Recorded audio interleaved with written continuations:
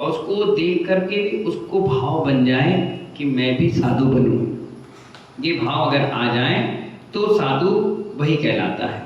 असाधु के परिणाम भी एक क्षण के लिए साधु हो जाए, जिसको देखने मात्र से वही साधु है। क्या है? वही साधु है। साधु की चर्या, वाणी, उनका प्रभाव देख करके मन करे कि चलो साधु बने, मतलब उस साधु का प्रभाव बहुत प्रभावशाली है। जब सिंह शिकार छोड़ सकता है, शेर क्या छोड़ सकता है? क्या कर रहा था? महावीर भगवान का जीव था वो शेर। क्या था? अगले भाव में क्या बनने वाला था? महावीर भगवान। वो क्या कर रहा था? एक 3-4 दिन से भूखा तो था, तो उसने हिरण को मुंह में दबाकर ले जा रहा था, काय के लिए? खाने के लिए। ऊपर से मुनिराज आए, उन्हें देखा, अरे ये क्या कर रहा है? अवधि ज्ञान देखा, अपना जाति स्मरण देखा कि भाई देखो ये तो भगवान महावीर बने और शिकार कर रहे। आए, खड़े हुए, उपदेश दिया, तो निर्गत को देखकर एक शेर के भी भाव बन गए मुनि बनने के, त्याग करने के। तो आचार्य यही तो बता रहे हैं, जब सिंह शिकार छोड़ सकता है, सिंह हाथ जोड़ सकता है, सिंह श्रावक बन सकता है, जिसको देखकर उससे बड़ा साधु और क्या हो। कितनी बड़ी बात बता रहे हैं कि साधु अपने आप में, सांप चुपचाप बैठ जाता है, नेवला चुपचाप बैठ जाता है, सिंह चुपचाप बैठ जाता है, खुकार, ये सब जानवर भी, हाथी भी एकदम मत होकर के शांत बैठ जाता है। आप देखिए कभी रथ यात्रा, गजरथ यात्रा में हाथी आता है तो अपन पुचकार लेते तो वो भी सूंड उठा करके प्रणाम करता है। वैसे गुस्सा करेगा, सांप भी फुकार होगा, लेकिन अपन नमोकार मंत्र सुनाएंगे तो उसको भी शांत हो जाता है। तो कहने का मतलब है सिंह श्रावक बन सकता है उसे देखकर, तो उससे बड़ा साधु क्या होगा? दो जुड़े हुए हृदय को टूटने लग जाए। क्या कहे? दो हृदय जुड़े हुए हों और टूटने लग जाए, इससे बड़ा असाधु जगत में क्या होगा? ध्यान रखना, अखंड समाज को देखने के लिए आंख बनाकर चलना। क्या बनाकर चलना? आंख बनाकर चलना। जब भी साधु बनो, समाज को खंड करने का विचार मत करना। क्या नहीं करना? अपने नाम के लिए, अपनी ख्याति के लिए, अपनी वाहवा, अपनी फोटो के लिए ये नहीं कहना हाँ हाँ हाँ ठीक है तुम अलग ग्रुप बना लो, तुम भी अपना अलग ग्रुप बना लो। क्यों बना लो? एक रहो। अखंड होना चाहिए, खंड नहीं होना चाहिए। श्रवणों के लिए कहा है, प्राणी मात्र के लिए अखंड निहारना। भेदभाव मत करना कि तुम 13 पंथ के हो तो 20 पंथ के हो। तो मैं अगर 13 पंथ को मानने वाला हूं तो 13 पंथ मुझे अच्छे लगे, 20 पंथ अच्छे नहीं लगे। हाँ, मैं परिवार समाज का हूं तो जायसवाल समाज को भगा दूं, अग्रवाल को भगा दूं, इनको ट्रस्टी नहीं बनाऊं, इनको कमेटी में नहीं रखूं, इनकी बोली नहीं करवाऊं, उनको जोड़ो नहीं, इनके कलश नहीं दूं, इनको पीछे करूं, उनको बुलाओ नहीं। ये सब साधु की परिणाम है ही नहीं, ये असाधुता है। क्या है? असाधुता है। साधु तो सब जगत का है और सब जगत उसका है। ठीक है ना? तो प्राणी मात्र को अखंड निहारना, इसका नाम साधुत्व है। योगी का अर्थ होता है जोड़ना। योगी का अर्थ क्या होता है? जोड़ना। जो टूटे हृदय को जोड़ दे, जोड़कर रखे, उसका नाम योगी। उसका नाम क्या है? योगी। जुड़े हृदय को तोड़ने का विचार जीवन में भी मत करना। पंचम काल में कितनी सी श्रद्धा है? पंचम काल में आचार्य क्या कह रहे हैं? कितनी श्रद्धा है मुकेश भाई? थोड़ी सी, हल्की फुल्की श्रद्धा। तो आचार्य कह रहे हैं देखो, इससे सुहाना समय आगे मिलने वाला नहीं है, धीरे धीरे ये भी चला जाएगा। पंचम काल है, अभी सब कुछ मिल रहा है, कुछ सालों में, कुछ वर्षों में ये भी समय धीरे से चला जाएगा। बहुत अच्छा है कि आप एक साथ बैठ रहे हैं, पूजा कर रहे हैं, पाठ कर रहे हैं, प्रतिष्ठा कर रहे हैं। कुछ वर्षों के बाद तो लोग अपने घर में ही करेंगे, मंदिर कोई नहीं आने वाला। लड़ाई झगड़ा झंझट, आपसी तनाव, आपसी राग देश, अपना मानसिक तनाव कौन बेकार करेगा?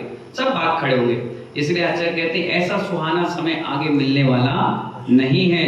हे ज्ञानियों, अशुभ भाव करोगे तो अशुभ उपयोग करोगे, अशुभ भाव करोगे तो अशुभ उपयोग करोगे तो नरक आयु का बंध ही होगा। शुभ भावों से स्वर्ग की सुख की प्राप्ति होती है, परंपरा से मोक्ष की प्राप्ति होती है। लेकिन सुख और दुख इन दोनों के भावों को जानकर अब तुम जैसा रुचे वैसा करो। दोनों को समझ जाओ, अशुभ करोगे तो अशुभ उपयोग होगा, नरक जाओगे। शुभ करोगे तो स्वर्ग का सुख भोगोगे।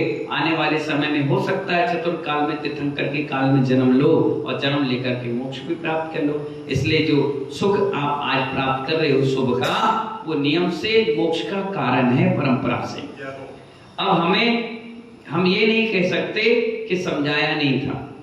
लोग हमसे ये नहीं कह सकते कि महाराज जी ने आपने समझाया नहीं था।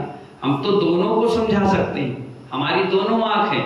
महावीर भगवान का एक सिक्का है, एक साइड हेड है और एक साइड टेल है।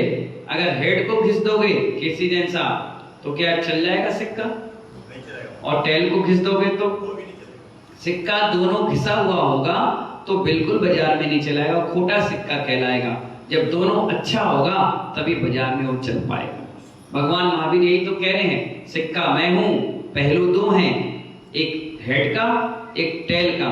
लेकिन जो साधु है ना तो वो टेल को पकड़ के बैठे और ना हेड को पकड़ के बैठे, वो तो सिक्का को पकड़ के बैठ जाए, अपने आप वो सिक्का चल जाएगा और उसकी भी दुकान चल जाएगी। इसलिए आचार्य कहते हैं अब ये मत कहना कि हमने समझाया नहीं था, हमने पहले ही समझा दिया। अशुभ का उपयोग करोगे तो सीधे नरक जाओगे, शुभ का उपयोग करो तो सीधे स्वर्ग जाओगे।